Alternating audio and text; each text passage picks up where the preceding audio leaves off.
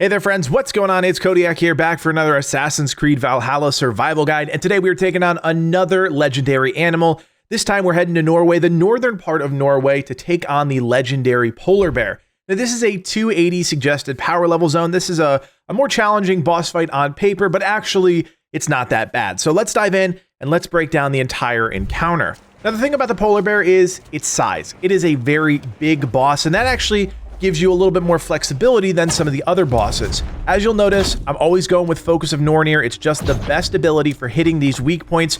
You'll notice that 2 of the weak points are on the outside of the kneecaps, and then we've got a third weak point on the front left side of his shoulder area, I guess you would call it. The boss itself is big and he lumbers around. He does the standard things like a swipe, and a charge, and a roar. He does all of that stuff, and even with the stun attack, it barely does any damage, but it is a really cool animation for getting a nice chunk of damage off of the boss.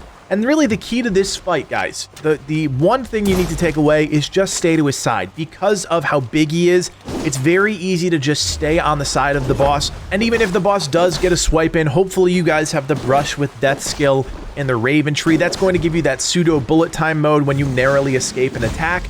And that's really the key to this fight, just being able to escape the attacks that actually come your way. And other than that, staying to the side. You'll see pretty much through this entire fight, I just stay up in the boss's face, right on his haunches, and just continually pepper away at him. I actually dip into range more often than I thought I was going to, mainly to use Focus of Nornir and just pepper him with some headshots. I think the amount of damage that you can do with your bow and focus is actually really good. Although my dual wielding here is doing fine, I think that using your bow to chip away when possible is a better solution, especially when some of the melee abilities aren't great. I'm actually using the Thor strike ability here just to test out something different, and yeah, it's fine, it does a job, but honestly, this is about chipping away at a very large health pool, staying out of the boss's line of sight. And again, it is really easy because of the fact that he's so big. He's an oversized target, and let's be honest, Ubisoft isn't exactly known for their precision with their boss fights. Some are great, don't get me wrong, but some just miss the mark. This is a very easy boss, even though the power level 280 suggests otherwise. I find this boss to be relatively easy. I mean, just look at how hard it is for him to turn around